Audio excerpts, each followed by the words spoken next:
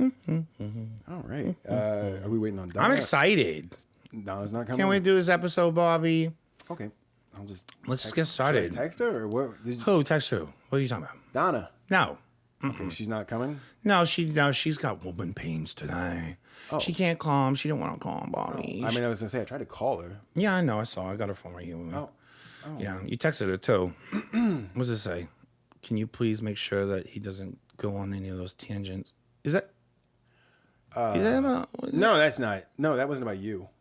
That's not about you. You know what? Let's just go ahead and get through it. What are we talking about today? We talking about Jameson again? Episode 35. Well, 35. No, I mean a little bit. We will be responding. Jameson, I don't know if anyone watched the last episode. It was about the online web sleuth Jameson. A lot of people watched it. And a Candy Rose. A lot of people did watch it, including Jameson. Jameson watched it. Jameson watched it the night it aired and gave all of their thoughts in real time. She's a big fan of ours. She put like 35 some comments. On 35 comments and 35th episode. So we're gonna respond to some of the stuff that Jameson said.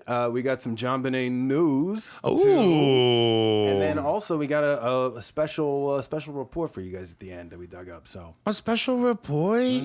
Okay, sounds like a fun episode. Hey, it's gonna be a fun episode. I wish Donna was here for it, but that's all right. She don't need to be here now. Right. She don't bring nothing to the table. She's just a dead weight. All right. Well, we miss you, Donna, wherever you are. All right. Well, hey, let's get started. I'm Bobby Pavlovsky, and I'm Teddy Ronald Reagan Dismecchia, and this is JonBenet today.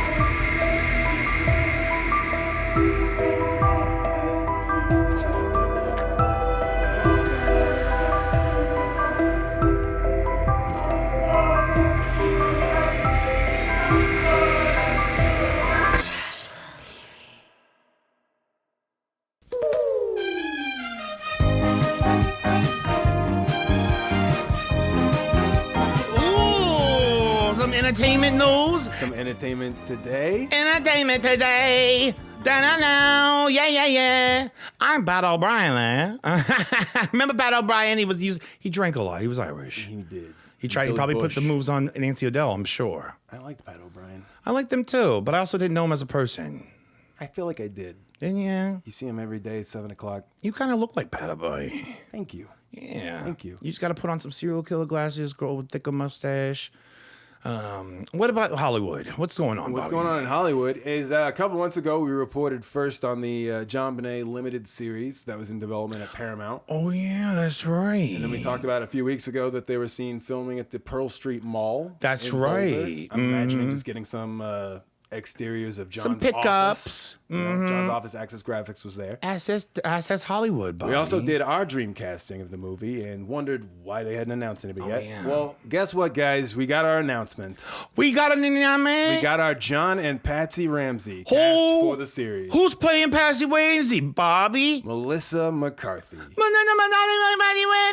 And our John is Clive Owen. Mr. Clive Owens. Oh my God. I don't know how I feel about this. I love it. So Clive Owen, I last saw him in that impeachment show that Ryan Murphy. Right? He was eating peaches? What you No, talking it was about? the Bill Clinton thing where he was playing Bill Clinton. He actually did a really good job. Okay. Oh. But also he was cast opposite Beanie Feldstein, who was playing Monica Lewinsky. Oh yeah. She's also look, I am trying to be nice, but she was a little more overweight than Monica Lewinsky was. She's a Nepo baby. She's not perfectly cast for the part. She's getting it, even though she's full figured, a little bit bigger. And they're doing it again, though. Melissa McCarthy, I don't believe she's that thin now. Nothing against fat shaming. I'm just saying. Bobby, what do you have against fat women? No, I'm wondering what Hollywood does. Because it seems like if there's ever a role where a woman is slightly overweight, they're like, we're just going to cast one of these two people, fat woman for this. Well, you know, Hollywood doesn't seem to have a place for middleweight women. Hollywood is always a little bit behind the rest of the world.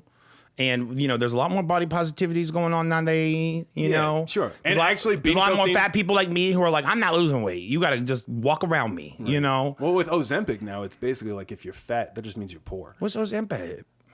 Or afraid of needles. It's a shot. It doesn't matter. But Clive Owen. I'd rather be afraid of needles than be afraid of fat women. I'm not afraid of fat women. Bobby, I'm saying they're not casting right for the role. I'm not thinking Melissa McCarthy. She's not as fat as she used to be. I think she could actually do a good Patsy though. You got to look. And also, I want to go back and say Beanie Feldstein did a fantastic Monica Lewinsky. Did she? She did. Or are you just trying to cover your ass? No, I'm not covering my ass. They did good performances. I just don't understand why Hollywood's maybe going. That's why they were cast, Bobby.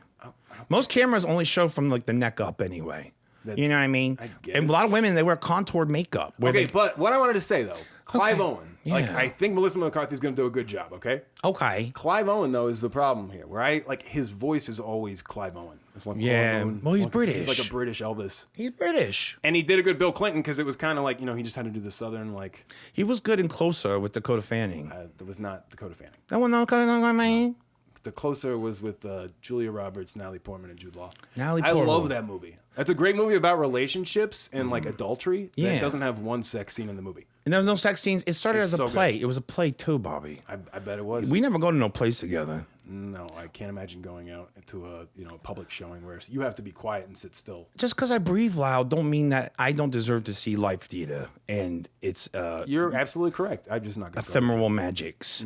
But let's stick to the topic. Exactly. Clive How do you Owen. feel about the casting? Well, you know what I think about casting? On one, first and foremost, I see with Melissa McCarthy that she's got similar, like those kinds of eyes where she can like say a lot without saying nothing because she's moving her eyes around, which is kind of the trend with Sure, acting Patsy nowadays. says a lot. But that's the thing. I think Melissa McCarthy can say that tough too, but also she not only is a strong comedic actress, but she's also able to do some complicated characters. Like what? Well, like think of a dramatic- Ursula from Little Mermaid. I didn't see it. She had tentacles, mommy. Okay, but that's not really. That's not a stretch. What's a good dramatic The role she's point done? being, Bobby, is that I don't think Melissa McCarthy would join a production like this unless she got to kind of flex some of her dramatic chops. Well, I would and hope also, so. if the role She's not going to be playing it funny. Well, she's not going to be playing it funny, but also they're not going to be sycophants either. She's not going to be playing it like, oh, I'm Patsy Ramsey, the victim of the mother who's a victim myself. She's going to be playing a person who's going to be who's going to have multiple sides, and who also may potentially, I don't know if they're going to definitively go like, oh, did the parents do it? But they may film and do each scene where they could be that they were innocent Ambiguous. or guilty. Well, and I think they will, because what we've seen now, I also, this is what excited me about this news though too, is that they reported that Anne Sawitsky will be directing the first 4 of 8 episodes. Anne Sawitsky just did the Presumed Innocent series with Jake Gyllenhaal, which if you haven't watched it, all 8 episodes, fantastic, very well done.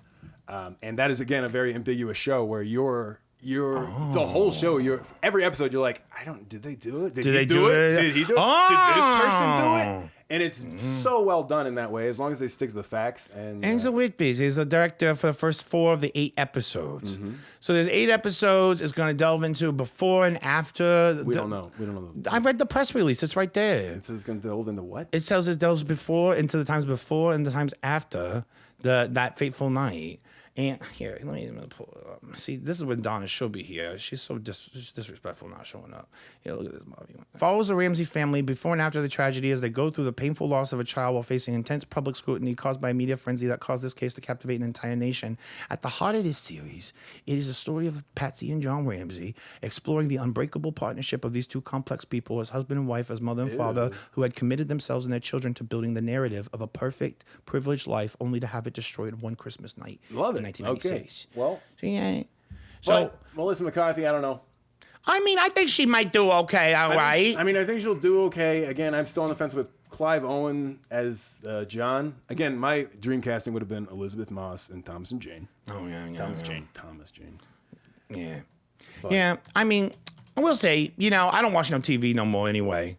Look at that. She looks like Patsy Ramsey's. They got to tease her hair up and everything and put some bags under her eyes, put a little cheap lipstick on there, some Lazarus lipstick. It's going to be fine.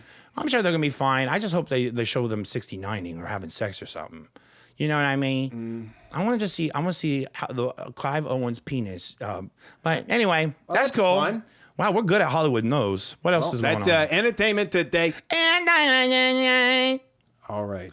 All right, Teddy. So, as we discussed in the intro, last week we did the episode on Jameson and Candy Rose. Which was a fascinating episode, I gotta say, Bobby. 2 notable web sleuths in this case. Yeah. Again, Jameson, that night that it was airing, took to YouTube and was live commenting, basically. Jameson, who's still alive despite being old as fuck, still watches things related to stuff, and this happened to be about them. Somehow got wind pretty early on that it was, because again, this was like right after it finished airing. Oh my God. Already responding.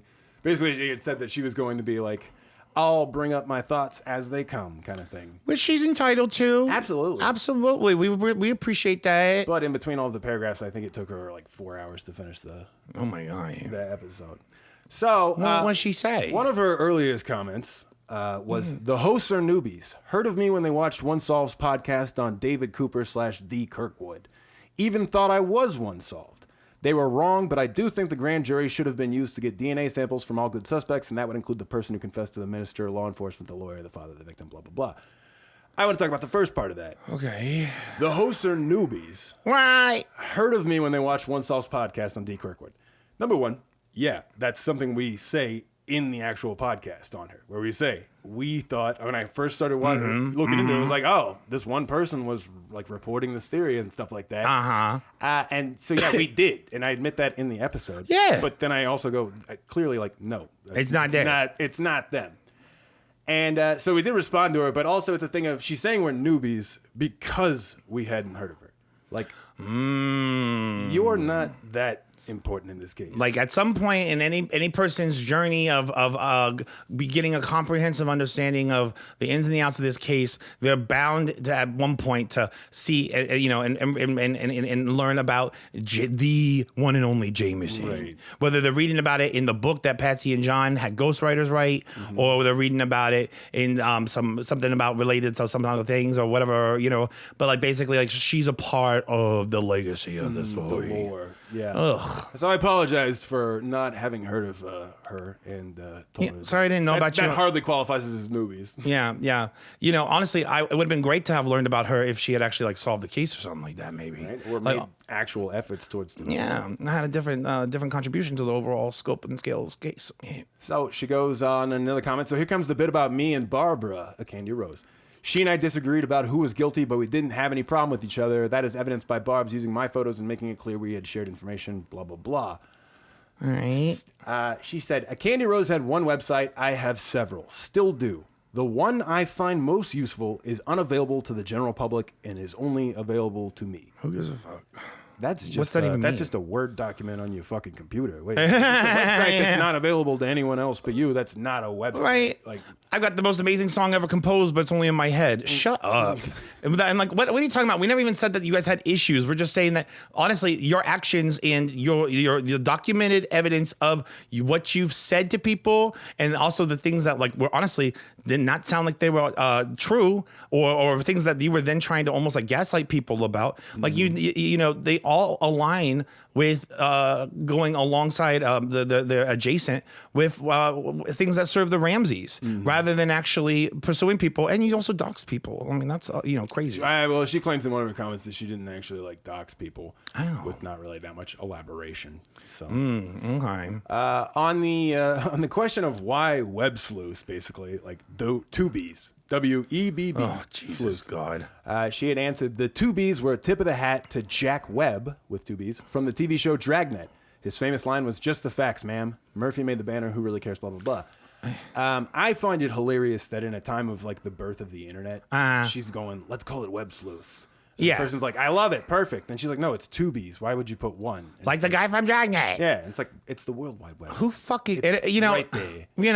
and also that's not something we even dwell too much time on. No. Like it's not anything that nothing about like what we were presenting ever hinges on like, the ins and the outs of a debate between like whether the word web should have one B or two B's. It's more so just, something that just, I think further characterizes of just like, the whole situation of just inane disagreements. And she tries to go on later and say that when they did the actual web sleuths, that they put the 1B intentionally, hoping people would leave it out when they type in. No, why would anybody be typing web with two B's? Anywho, stupid. Moving fucking on, cares? as she says. She needs to learn how to edit herself. 39 minutes in, and they have been rather rude, I think, regarding my first meeting with the Ramseys. We've been rather rude? Right? I'm sorry to interrupt, but she said we've been rather rude? I mean, we were pretty rude. Yeah, to her, but whatever. She says, okay, moving on. Regardless of how I found out Foster had identified me as the killer, That is clearly laid out in the link I posted earlier, which it's not. What? Can you say that again? She says, regardless of how I found out Foster had identified me as the killer. What do you mean? Identified me as a killer? And who's Foster? Foster was she's talking about how when Donald Foster basically when he thought that he wrote the note to his publisher in that May of '98. Oh yeah, which was basically the exact same time that the Jameson decided to get outed or got outed in the forms as being a woman. But yeah, that was when Foster basically sent that letter to his publisher. Somehow Jameson had gotten a hold of that because that was a point of contention of like, when did they do it? Because if we were going to do a scenario where if we say maybe John Andrew Ramsey was Jameson, it would be a thing of, once they found out Foster was going forward with this book that he wanted to do, we need to pivot completely and be like, oh, no, Jameson is a woman. It's a woman in another state. And then the person who eventually gets paid off $40,000. But it's not regardless, too. We want to, like, how did you find out? Like, who's your in here? Yeah, actually, that's more fascinating than anything you're talking about with your stupid fucking website I don't give a fuck about. Like, tell me about how that happened. And why haven't you told people? You tell people everything else, including what you fucking ate that day. But, like, why don't you talk more about, like, the ins and the outs of some of these moments that maybe you and only a private select few were, witnesses to? Or, you know what I mean? When she got the transcripts. When she, does she talk about that in her comments? Because, it's like, I want to know, how did she get those? Where did she get those from? She said she got stuff just gets dropped off to her, is what she says. In unmarked packages, she says if you want to remain anonymous, you can leave it unmarked kind of stuff. So people send her anonymous stuff all the time? That's what she says. And she says very rarely has she found something that wasn't worth looking into, kind of thing. So she somehow is getting doxxed, but at the same time, she gets mail delivered to her that's unmarked. Right. Well, that was earlier in the case, was the docs thing. Then it's the mail stuff's coming later. So the mail stuff conveniently starts coming when her identity has already been found. So with this website that they've created, this web sleuth stuff too. I just think it's awfully convenient. Next comment. I know. Okay. We'll get into the comments where she talks about the tabloid stuff too. Okay. What I did find funny is that there was numerous comments throughout the Donald Foster segment where she's applauding us, where she's enjoying the segment because Donald Foster. You got to watch the episode, but Donald Foster basically was wrong at one point. He originally thought Jameson was John Andrew Ramsey. And then he heard a woman's voice on the phone call. And he still kind of believed it for a little bit and then switched it up to where he's like, no, he thinks Patsy wrote the note and he's not publicly speculating about the Jameson thing anymore. But Jameson's just eating all this shit up. Watch the episode to see the whole segment about Foster. But she even goes, I want to thank the host of this podcast. The Foster story is important in the grand scheme of things. He could have gotten Patsy arrested, but his ego and lies cost him a lot. Blah, blah, blah, blah. I love that she says the Foster story is important in the grand scheme of things. Why does she say that, Bobby? Because that's the only fucking part she's really involved in. That's the only reason she thinks it's important in the grand scheme of things. Yeah, that whole fucking thing is so strange. Her trying to petition to be included in the grand jury shit because she found out he was being involved, but he's also actually a linguistics expert. Which is not just about people talking, but it's also just about language and communication and, patterns and things like that. And he also helped, identify the fucking Ted Kaczynski's, the Unabomber. Well, she said Ted Kaczynski's brother was the real hero in that. What do you mean? Who gives a shit? She just doesn't want what's his name to get any credit. The FBI would not say that guy's brother was Ted Kaczynski. Okay. So here's one that I actually liked and I kind of agreed with. But I think it's interesting that it seems like she's remaining somewhat open-minded, but it's still intriguing. That just speaks to the depth of you as a person. Oh, thank you. So early on, I had a few theories, and I still have them. One that I shared online in emails was Foster was that the killer had visited the house with John Andrew, maybe in a group and not a close friend of Jar. That he saw the little girl, she became his target, and he went knowing Jar was out of town. No one would suspect him, and he wasn't worried about leaving his handwriting because who would think of someone who was in the house for 2 minutes while Jar grabbed something from his room? Until we find the man who left his DNA on her, the theory is still a good one. I mean, I entertaining the idea that it is possible that it could be, a friend of Jar's. If it was a friend of Jar's, why would Patsy write the letter? Because we know Patsy wrote the letter. Exactly, yeah. So it does fall apart. It's still her trying to to push the culpability off of Annie Ramsey. But her being as close to the family as she once was, do you think that this is a theory she shared with them in the way of do you think they would be receptive to this being oh, Jar is still kind of involved in that a friend today? Do you think John Andrew thinks that?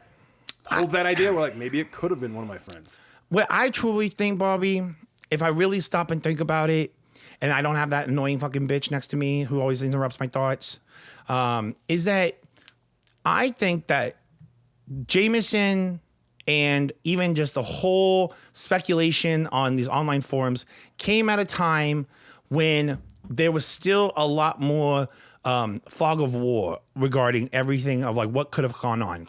Like when this case, when everything first exploded, when the body was discovered and everything, all eyes were on the parents.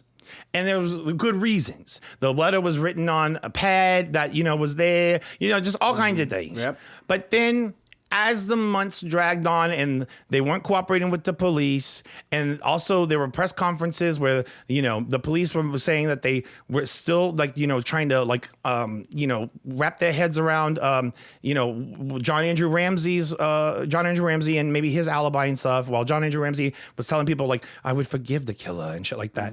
But also at a time where, many people still, they don't know the family. They don't know the dynamics. They also didn't necessarily know that they had an older son living in that house too. And also, nor that he had friends who would come over and blah, blah, blah.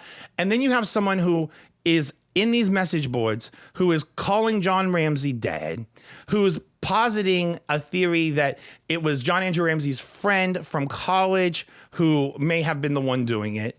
And even after this whole thing where Jameson gets doxxed right around the time that they're trying to take pressure off of what's his name, telling his publisher that he thinks John Andrew Ramsey, and he's and what's his name also being so clinical in the way that he analyzes things that he doesn't necessarily even put forward publicly anybody like who he suspects or might think be behind something until he's pretty damn sure. So for that one linguistics professor to even tell his publisher, hey, I'm pretty sure that it's John Andrew Ramsey. And then immediately for all this stuff to happen with Jameson, and because also he was saying it because some of the details that Jameson was sharing, which we haven't even gone into, were things that were just so specific that honestly it had to have been, so someone maybe with inside knowledge. As being that because she had mentioned on the online forums that JonBenet's name was never mentioned in the note, that's why people started looking at her as like a suspect though too, because that wasn't known information. She says she was just positing that. Oh, because the note hadn't been released yet, but she said something to the effect of the girl's name isn't in the letter. That's really interesting. I didn't know that. But I think that there is like this weird thing where there was like a cleanup period. There was actually several cleanup periods where I think when it could even have been an accident or whatever occurred where JonBenet was no longer alive.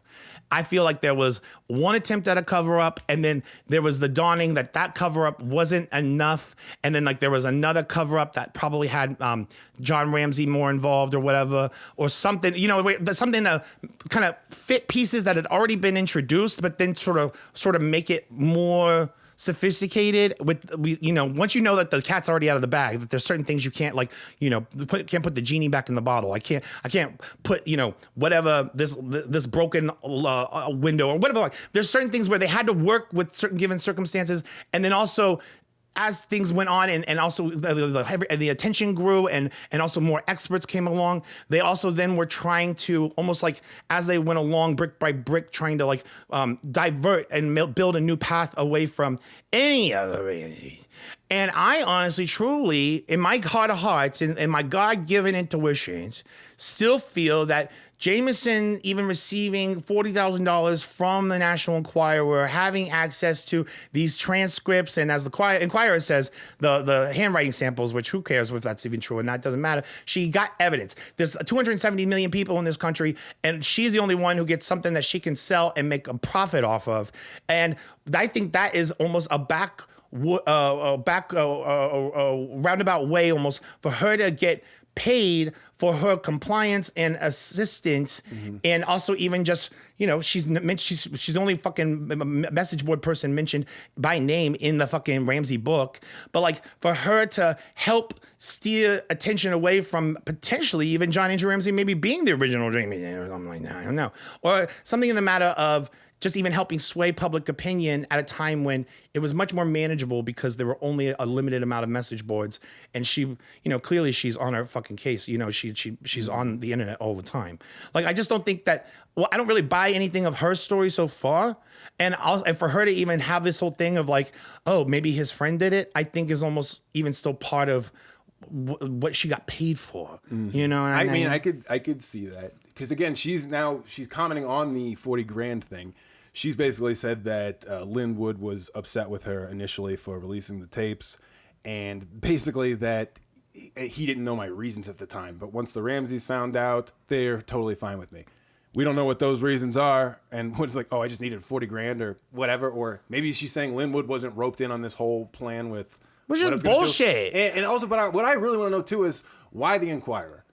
Yeah. Why the Inquirer? That was the opposite of the, they weren't the Globe, and that's the one... And it's like, did you really think this was going to help? So many questions. Why did you sell it? Why did you sell it in the first place? When you have this information, you can just scan it into your fucking computer and then like put it in your message boards that you already have. Yeah, if you're really trying to help the case. Yeah. Why didn't you give it to a newspaper? You gave it to a tabloid, and but a tabloid that also has experience with working with people that people like Lynn Wood also are associated with. When we look at like David Pecka and Donald Trump, they were going to publish a book of misinformation and lies. I got them to publish the truth. Who's they? She's talking about the Inquirer.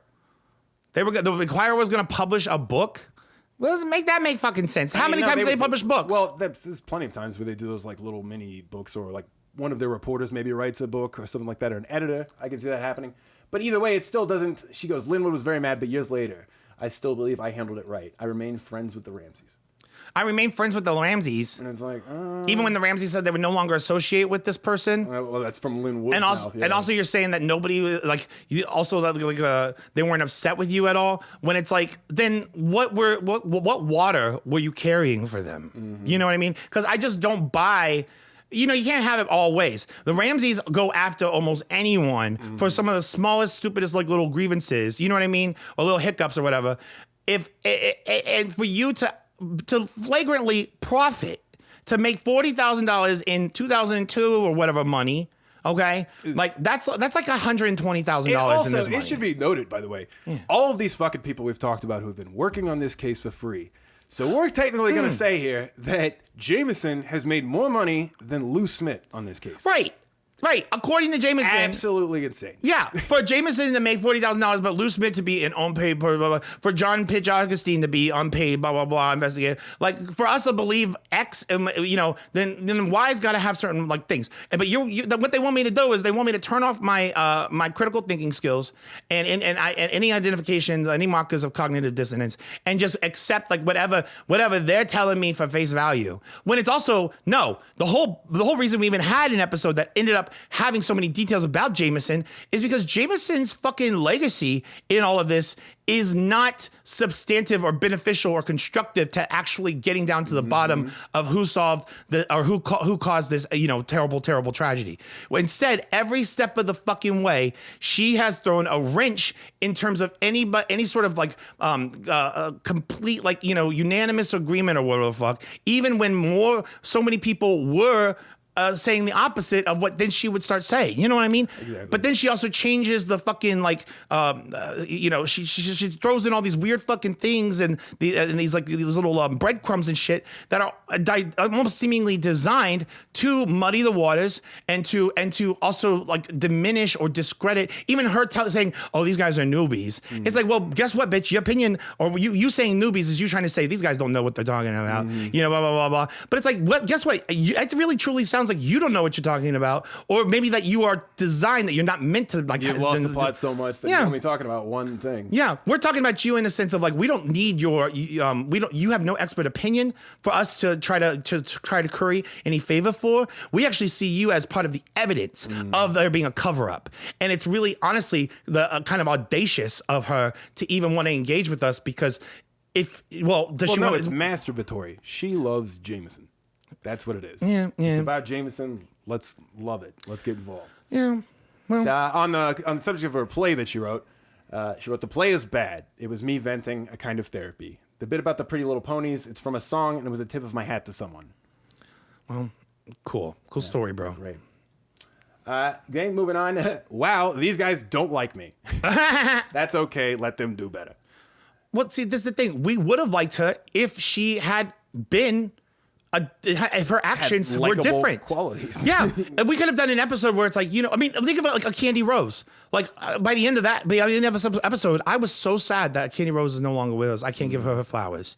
You know what I mean? Like I thank God for her through all of this, through all these years, to still have that website still up and everything, but to collect all that stuff, that could have easily been Jameson. But instead, Jameson's actions bring about this karma. And guess what? You're a fucking liar. There's shady shit that you don't want us to look into. In fact, you'd rather people just completely dismiss us. But there's too much truth, and our process is not based off of us having a kind of already defined opinion or a belief of like what the outcome is. We are going about this with a fine-tooth comb, in the sense that like here on episode 35, where we're at now is based off of us already having spent almost so much time investigating a ton of things. You can hear it. Yeah, you can follow it. Back and hear the beginning of it. Mm-hmm. So finally, again, we skipped so many of her comments. But near the end, though, she goes, "I am not interested in being interviewed by your group, being old as fuck. I don't think I could keep up with all of you. I just wanted to have a bit of fun tonight. I often choose a podcast to watch and comment on. Between my naps and cups of tea. Thanks for the smile." Well, whatever. So when she's long gone in the future, because we all die, people will not say what she wants them to say or what she thinks she can get away with, bending her behavior and her actions and her role, whatever it may be, in this whole thing. What you'll be remembered as one of the earliest online trolls. Yeah. You'll be remembered as someone who, honestly, it's kind of like a misinformation, a disinformation agent. Even a troll sometimes just likes to draw people's ire, but they don't have any skin in the game in terms of like, oh, I want people to believe this. You're trying to persuade people to not listen to their instincts or not listen to facts, or to do some sort of bidding that you have been compensated for. And guess what? Like, the cold light of day does not give a fuck about who you are as a person. I'm sure that maybe if I ran into Jameson at a Piggly Wiggly, and I'm like getting produce, she getting produce, our hands touched, just surreptitiously. Like, I'm sure like we would have had a fun little giggle, maybe had a fun little report, whatever. But in the context of this shining daylight and finding out the truth in a situation where it's very clear that even the own family, the parents of this little girl, tried to stall or did not do the common sense kind of things that could have brought about truth even sooner, for some reason or other, that she also did not act with the intent of rectifying that. And somebody comments on that too. Humanimal Channel wrote to Jameson, "But ever since, you never concede anything, never give an inch, so clearly to the point of being absolutely closed-minded. You will warp anything at all to push for the innocence of the Ramseys, which is pure fandom, cult-like support, more than a critically thinking observer, investigator." Oh my God, exactly. God, we have such great listeners. We do. And Christian Nusser really hit the nail on the head here. What did Christian Nusser say? Christian Nusser wrote, "Susan Bennett is just another Ramsey apologist. She may have some insider information, but she uses it to sow doubt about the facts, attack the credibility of persons critical of the Ramseys, keep people in the media busy going down rabbit holes, confuse people with misleading statements or statements that cannot be verified, and finding excuses for the behavior of the Ramseys. She's doing the same as the Ramsey family. Deception. Don't fall for it. Yeah. When you're familiar with the case, you can clearly see that she's selling a narrative. It's relevant how many forums she's running. If you repeat a misleading statement 100 times, it's still a misleading statement. If 1 million people believe a misleading statement, the statement is still not accurate. You can easily expose her deception regarding the ransom note. Fact is that we've learned from the handwriting analysis that Patsy can't be ruled out as the author. What's even more important is that the punctuation, the vocabulary, and the writing style of the ransom letter, they all point towards Patsy. Right. In addition to the notepad and the pen that was put back to the place where it belonged, which is a habit, we don't even need a conclusive handwriting analysis to determine that Patsy wrote the note. Some Ramsey apologists are echoing Lou Smith's claim that the intruder killer did all the staging, including the ransom note, to frame the Ramseys, but that's a protective statement without any evidence. A desperate attempt to explain away all the incriminating evidence that the Ramseys are responsible for a cover-up. Red flags about the parents all over the case. John is still pushing this already debunked DNA narrative. Back in the days, the Ramseys named anyone and everyone as possible suspects, including the Whites, the housekeeper, the man playing Santa Claus, and even the photographer, basically saying, we are innocent, but everyone else out there could have killed her. Right now, John is accusing Gary Olive, who was cleared by police early on. Next year, it may be someone else. The Ramseys don't want to solve the case. They want to bury the truth, no matter what. Boom. So well spoken and so true. I mean, my God, succinct, and that's actually, that is an intelligent person who actually cares about, trying to get down and finding justice for JonBenet. Where he doesn't see through the bullshit. Mm-hmm. Whereas otherwise, so much of the Ramsey, almost like a party, including with Jameson, it's all about their fucking egos. It's always about them. Mm-hmm. Their sentences starting with I. You know what I mean? Innocence, the name of the book. It's not the death of their presumed innocence, not the death of their daughter. No. And so it's just something where, especially when it comes to debunking the intruder theory, many of the people, the proponents of the intruder theory, also try to say that the intruder wrote the letter. And really, that letter is a Rosetta Stone. It's a rose, when it comes to when you actually look at that letter and analyze that letter, there are a preponderance of similarities, commonalities between Patsy's handwriting and the handwriting in the letter. Mm-hmm. And to the point where you are literally you're in denial or trying to, you know what I mean? You're not facing reality to understand that, no, she wrote that fucking letter. And if I hear anybody try to say that someone else wrote that letter, I individually, I'm not saying, as a listener, you don't necessarily need to, have the same criteria, but I know where I am in my journey of grasping the facts and also, sifting through all the fucking noise of all this thing. And I know for a fact that if someone tries to tell me someone else wrote that letter, that they either don't know or they're trying to fucking discourage me or make me cast doubt in my mind again. Mm-hmm. I don't have doubt about that. And Christian Esther's absolutely right. That's just been her fucking role, is just that disinformation agent. And she honestly, I don't want her anywhere near this podcast. Mm-hmm. There's nothing for her to actually say. If she doesn't want to do an interview with us, great, because we don't necessarily want it either. If we did, guess what? We have some serious questions for you. Mm-hmm. You know what I mean? Because because I just think that the more she talks, the more she reveals and puts in writing that things that contradict each other. And that's sad because as Mark Twain said, when you tell the truth, you don't have to remember as much. And I don't think that she's even capable of remembering enough for all the fucking lies she spreads. And you know what? That's going to be a great fucking legacy. And you got one life to live. Great job doing this with yours, bitch. Bye. Well, for our last two here, this is going to bring us into what our episode's about here. All right. So Jameson wrote, LOL, you don't like me saying that the tape needs to be investigated more? It was made here. It was a very short run, and they know exactly when it was made. She's referring to the Shurtape. The duct tape. Yeah, there was an article that we referenced where Jameson did a presentation in Hickory, which is her hometown, in 2019, saying, we need to look into this factory. Why hasn't anybody talked to these employees? The Shurtape duct tape factory is in Hickory, North Carolina, where she's from. And so I joked that next week was going to be about Shurtape, which seemed to fly over the head of our old friend Unsolved Mystery. Oh, yeah? Who he made a comment in true Unsolved Mystery fashion. He wrote it like a serial killer where every first letter is capitalized. I don't understand it. What are you saying, Bobby? He wrote, I find it amusing that we live in their heads while I wrote these idiots off months ago. They don't even mention Trisha the Troll Griffith, the actual owner of the new webslips now, disgusting how they were disrespected people like a Candy Rose. Glad you came on here, Jameson, to set the record straight, but these people really aren't worth much of anyone's time, IMO. Perhaps they will surprise us all and discover the relevance of the tape next week, but I'm not holding my breath on them seeing the relevance of anything. That points away from the Ramseys. Jesus Christ. Kind of like the BPD. First of all, just shut up, dude. I mean, my Absolutely, God. just... Please. And also, he really thought we were going to be looking into the tape. The duct tape. The duct tape that Jameson thinks we need to be looking into.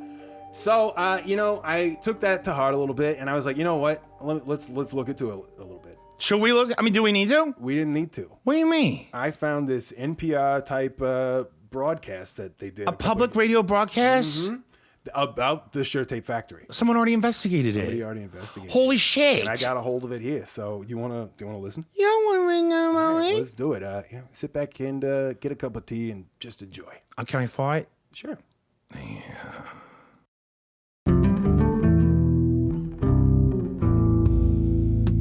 From WBBL, I'm Lindsay Kruger. This is JBR News.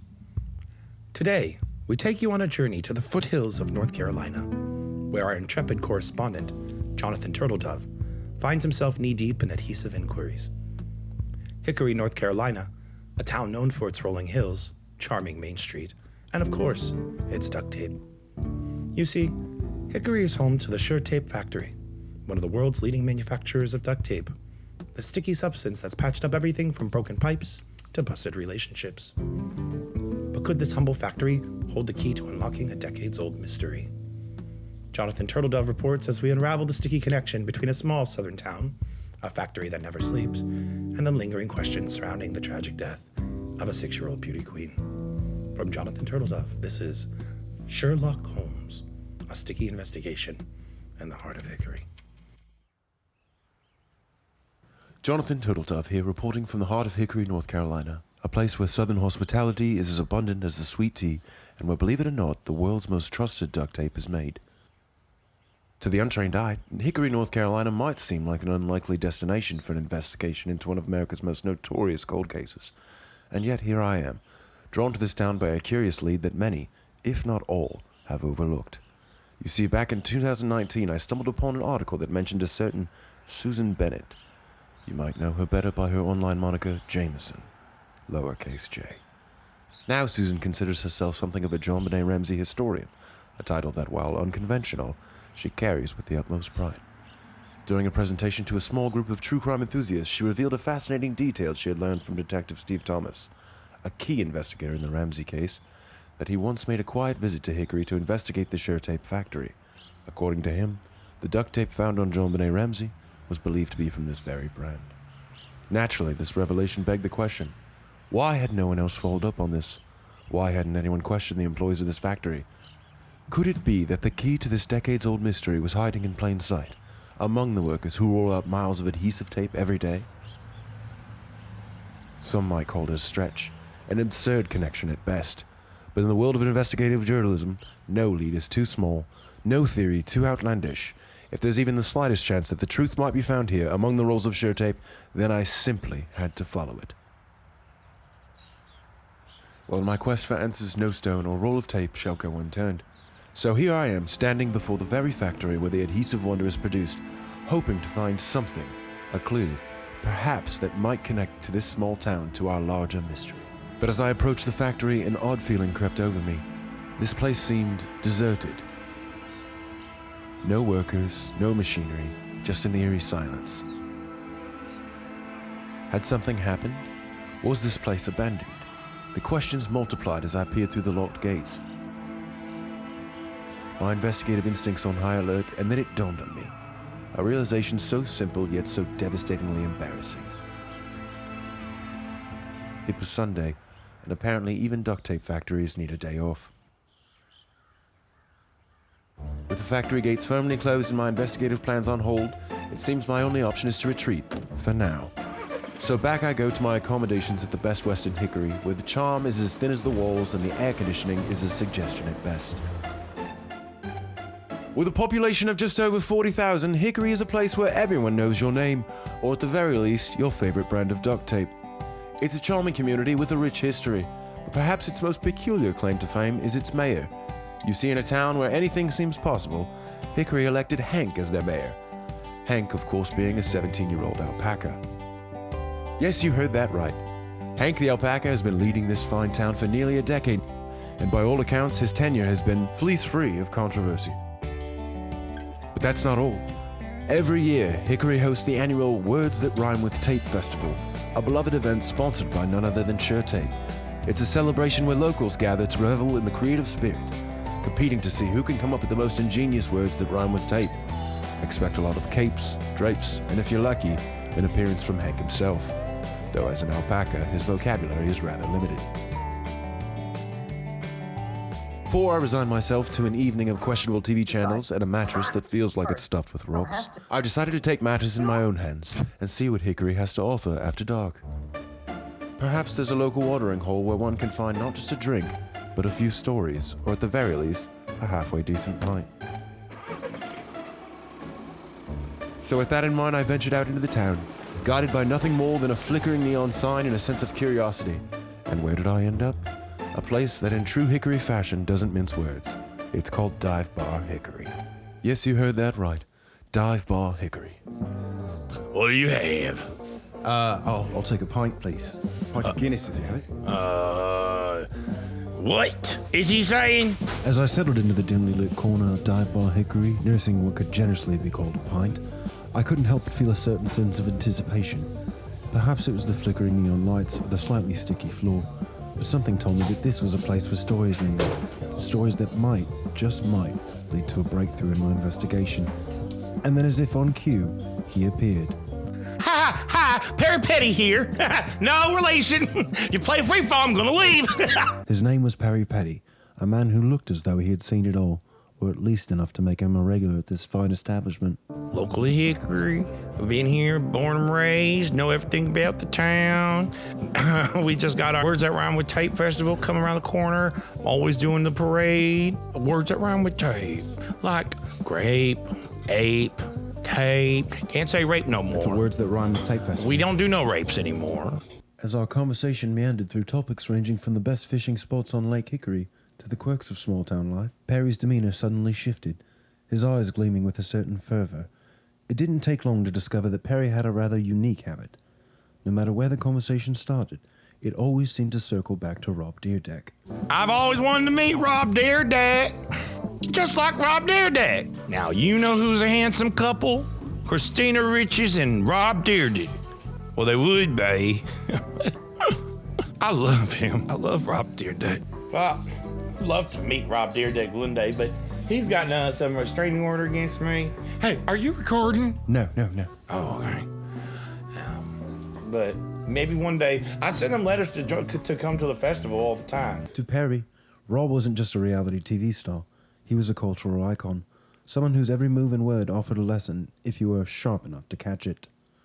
Whether we were talking about the price of gas or the latest town gossip, Perry would find a way to slip in a mention of what Rob would do, as though the skateboarder held the key to navigating life in Hickory. Rob Deerdeck? Yep, you know who I love. I'm gonna kill him. It is only when our conversation shifts to the Shurtape mystery that Perry starts to clam up for the first time.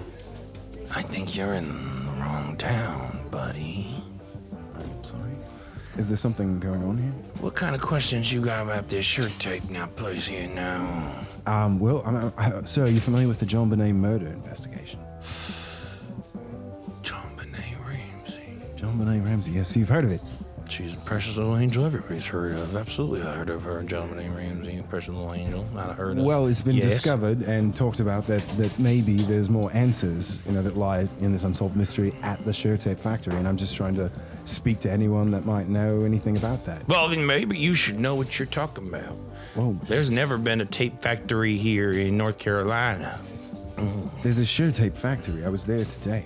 No, Shurtape. For an investigative journalist, I don't think you really know what you're talking about. There's never been a Shurtape factory here in Hickory, North Carolina. I will take you there, sir. It's right down the street. Ha!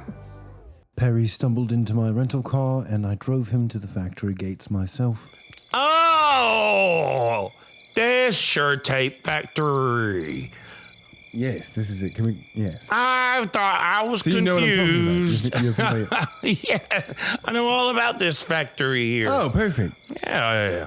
Well, except that I've never worked there. Oh, well, that's fine. But have you known anyone that's worked there?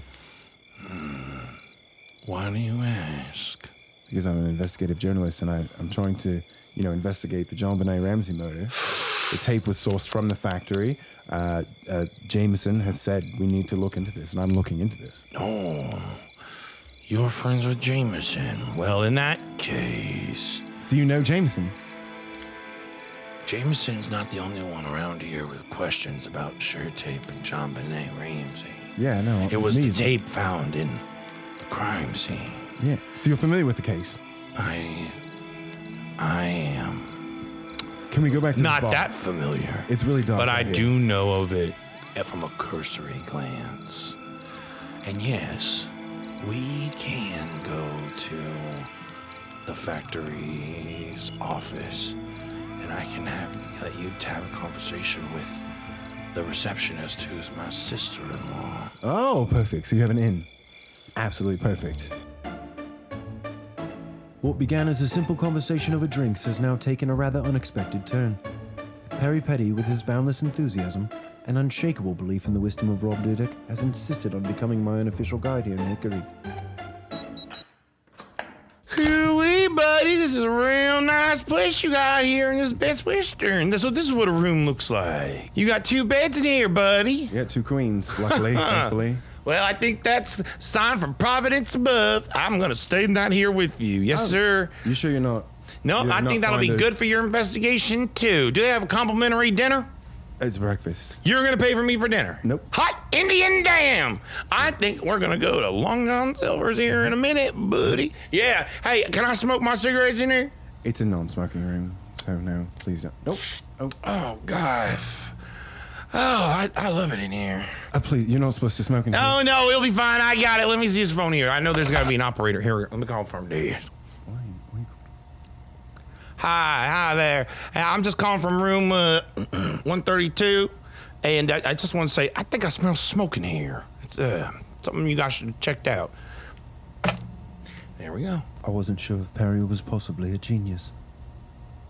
Just make yourself comfortable again. I'm going to catch up on some work emails. Oh, no, that's fine by me, buddy. Oh, you know, I'm going to watch TV while you're doing that. You like ridiculousness? Oh, I love ridiculous. I can't even sleep at night unless I'm watching ridiculousness. We're going to have a good time, buddy. What was your name again, Mrs. Doubtfire? Jonathan Turtledoff. Jonathan Turtletate. I love it. Can you turn it down, please? No, I can't hear it on account of me not being able to hear nothing no more because I listen to things too loud growing up. That's ridiculousness. My favorite president's probably Andrew Jackson.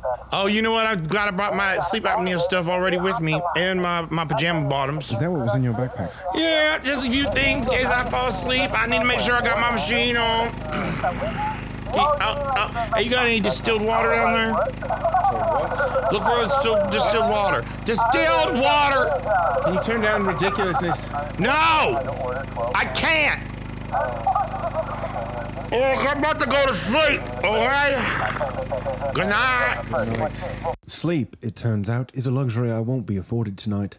The relentless hum of Perry's CPAP machine fills the room like a malfunctioning foghorn, punctuated only by the blaring sound of ridiculousness reruns from the television he refuses to turn off.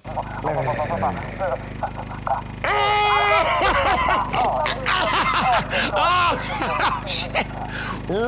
That's ridiculousness. That's ridiculous. Oh.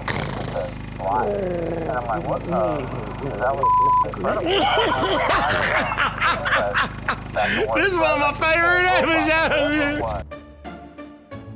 After grabbing only a few minutes of sleep, Perry and I set off the next morning to the Shurtape factory. Perry pointed out local landmarks along the way. That's Dive Bar Hickory. Yes. That's actually where we met yesterday. Yes. Remember that? Yes. That was there. I remember that's where you said you lived. Yep, and there's down the street here. Now we got the Carolina Theater. It's historical. That looks nice. It's a beautiful old classic movie theater. Seen lots of Transformers there. Actually, I remember I fingered the girl there. I think it was about in 2011. 2011. It was right around the time of the Divergent series. And then... we don't have to talk. Okay. That there is the Catawba Science Center. Okay. Never been in there. But it's something that people do. That's where they keep some science. It's beautiful. Further down, you see that right there? That's an art museum. That is the Hickory Art Museum. Fun fact: you know who owns McDonald's, right? Ray Kroc. Ronald McDonald. That's right. No. And we have the largest collection of Ronald McDonald statues. He's probably going to make an appearance one day. So we have got a lot of things going for us here in Hickory. And it's all I'm proud to have lived here all my life. All within a 2-minute drive as well. All within a 2-minute drive, all within a 2-hour walk. Shurtape right up here. With each step toward the imposing doors of the Shurtape factory, my nerves tightened. Perry, with his usual bravado, claimed to have an in with the receptionist, but given his crass nature and inexplicable obsession with Rob Dyrdek, I had my doubts. All right, I'm going to keep my microphone hidden, Perry. Okay. All right, you ready? Let's go inside. Ready? Yep, I'm ready. Okay. Thank you. Thank you for holding the door. That's been very gentlemanly of you. Is that your sister-in-law? No, actually, that's someone else. Should we just do it anyway? Just follow my lead. Follow my lead. No, and here we go. Here we go. Just don't say anything. Don't say anything. Hi. Perry Petty, you know your nasty ass ain't supposed to be in here. Get the hell out. Okay. Yeah, hey, listen. I'm so sorry, Regina. Perry, I'm calling Lionel. This ain't nothing personal, Regina. Lionel! Regina, this is for the death of a little girl. As we stepped inside, it became immediately clear that Perry's so-called in with the receptionist was in fact a well-known reputation for all the wrong reasons. The employees barely batted an eye before informing us that Perry had been banned from the premises months ago. Moments later, we were being forcibly escorted out, Perry flailing and shouting "Who killed JonBenet?" at the top of his lungs, as if the answer might suddenly reveal itself in the parking lot. Who killed her? Perry! Who killed JonBenet? Perry! Who killed JonBenet? That's the new Shake Shack. That's going to open in a couple months. They're going to have hamburgers, cheeseburgers. Perry. Listen, I know. I'm probably the one to say it. I kind of flew off the handle. They knew you, Perry, and not in a good way. No, I once tried to set their house on fire. Set the house on fire? Oh man, I cannot wait for ridiculousness tonight. You know what else was good? Ghost Hunters. No, not me. You're not coming back with me, What do you mean? Perry. No, we're gonna save the girl. Look, we'll go to Jack in the Box, like we said, but I think that's it for us. Is this your last night here? No. You're still gonna be here? I just need to continue my investigation without you, Perry. Well, I have an investigation to continue as well myself. And so if you see me showing up to a lot of places you're at, you need to understand it's because my investigation compels me. And so we can still see each other when we're investigating. I mean, I guess if I happen to see you in the town, but we don't have to interact, Perry. At the festival that's coming up, we might have a chance to get back The together. tape festival is this week. It is.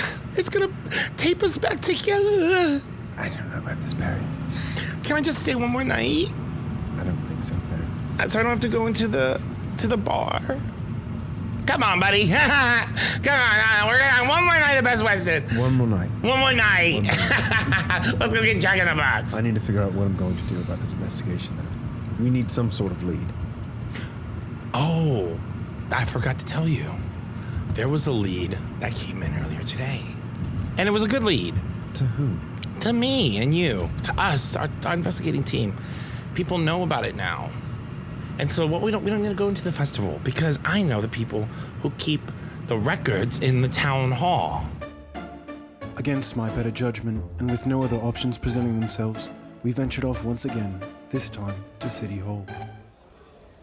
Excuse me, miss. If you could be so kind to direct me to the files of the Shurtape employee staff from the years 1996, 1997, thank you very much. We don't carry that here. I'm sure you can. You really do. I am Sheriff Perry Petty. Go with it. And I'm here on official police business. Perry, no, you can't say that. I am a police officer under guard. Perry, stop it.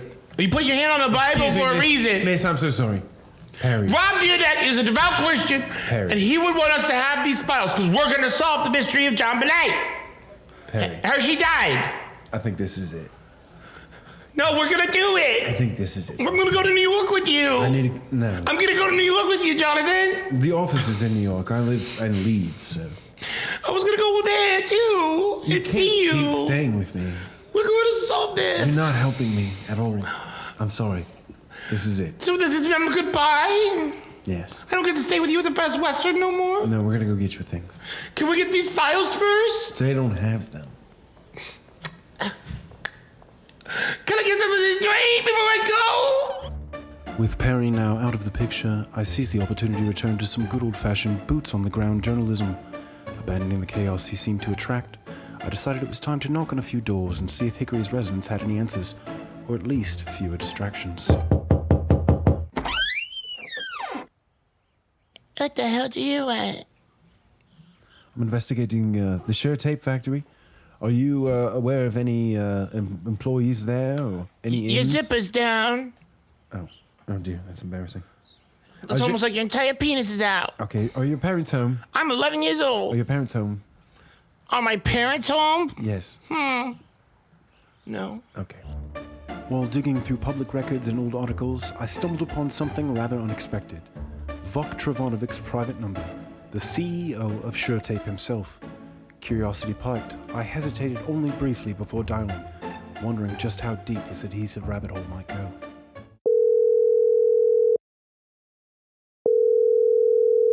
Hello. Hello. Good evening, sir. My name is Jonathan Todét. Who's speaking? Jonathan Todét. And I'm a journalist with JBR News. I just want to know, is this Mr. Vok Travonovic of Shurtape Technologies? No, it's not it. Is this is the number that I have from this? Are you sure this is not Mr. Vok Travonovic? Do you know him? You have found the wrong number. Are you sure? This is no Vok here. What is your name, sir? My name is Vince. Vince Vonk. Vince Vonk? I can't help you with that thing. Goodbye. The phone call had been a complete dead end. Vok Travonovic, if that even was him, insisted he was someone named Vince Vonk. Dismissing my questions with all the charm of a malfunctioning call center, I was about to throw in the towel when I heard a strange tapping at the balcony door. Confused, I drew back the curtains, only to find Perry, of all people, standing on the second-floor balcony, knocking as if this were completely normal. Apparently, the universe wasn't done with me just yet. Jonathan! Jonathan! Did you scale my balcony? Yes, and it's raining and I'm slipping. Why didn't you just come in the front? Take my hand! Ah! Oh, God. Get in here. Oh, thank you for saving my life, Jonathan Turtle Tank. Oh, my God. I know you don't want to see me right now. I don't. I know you think I don't know how to investigate none. You don't. But I know how you can talk to the one person in the world who's going to be able to solve this mystery. Who's that? The CEO of Shurtape, Vok Travonovic. Vok Travonovic? Yeah! How? The festival tomorrow. He's going to be there. He's going to be there. And there will be a contest. There'll be a contest of words that rhyme with tape. Do you understand?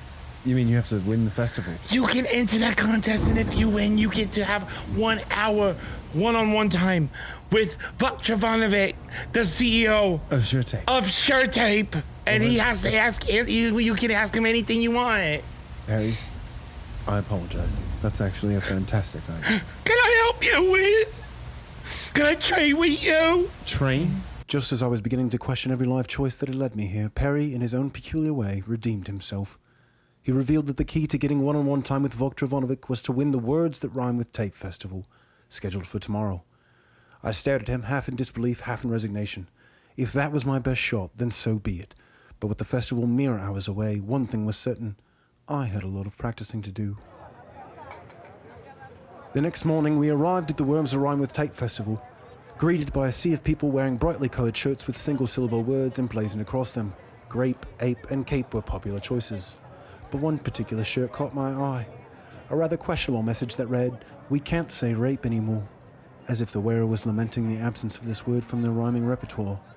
The atmosphere was festive, albeit slightly unnerving, as I prepared myself for what was surely going to be one of the strangest competitions I'd ever taken part in. Ladies and gentlemen, rhyming enthusiasts, welcome to the 27th annual Words That Rhyme with Tape Festival. We're glad you're all gathered here in Hickory, where we celebrate both creativity and the versatility of tape. Now, before we get to the fun, let's take a moment to remember that Hickory hasn't always been just festivals and alpacas. Back in the day, we had the largest outbreak of polio this side of the war. Yeah, everyone in my family's got polio. But like the duct tape we all love, this town stuck together and got through it. And here we are today, polio-free and ready to rhyme. Speaking of sticking together, a big thank you to our festival sponsor, Shurtape, and their CEO, Vok Travonovic, for making this all possible. We appreciate the tape. And now, without further ado, it's my honor to introduce our beloved leader, a visionary in his own right, Mayor Hank, and joining him on stage, straight from your TV screens and skateboard ramps, the one and only Rob Deerdeck. Oh my God, it's happening, Rob Deerdeck's here. Hey, yeah, it's Rob. To my utter disbelief, I had made it to the final round. The competition had narrowed down to just the three of us. Myself, Rob Deerdeck, the celebrity wildcard, who somehow knew far too many rhymes, and of course Hank, the town's 17-year-old alpaca mayor, who was proving to be surprisingly competitive. The crowd was hushed, waiting for the next word as I stood there, wondering how I'd managed to find myself in such bizarre company. Okay, now on to Mr. Deerdeck here. It's your turn. A word that rhymes with tick, please. Ridiculousness. I'm sorry, that's incorrect. Okay, Hank. It's up to you and Mr. Turtledove here. Hank, go ahead. That's it. That's immediate disqualification. Hank, you knew the rules. Oh, my goodness. Okay, Mr. Turtledove. All eyes on you, sir. A gape? Judges, that's not. What? You can't just make up words. Hey man, what are you doing? You can't just make words. The final word was a gape, and after a rather tense debate among the judges, who eventually agreed it was, in fact, a real word, I was crowned the unlikely winner of the Words That Rhyme with Tape Festival. The crowd erupted in applause, though I suspect some were more bewildered than impressed. Still, victory was mine, and with it, the prize I'd been chasing all along, a one-on-one meeting with Vuk Travonovic. Mr. Travonovic, I've been wanting to meet you. It's Jonathan Todet. I contacted you. My pleasure. How can I help you? I've been meaning to ask you about the JonBenet Ramsey case. Are you familiar? Jean-Baptiste, no. Well, anywho, I just need to get a hold of some records, and I was hoping that I could come by the factory and...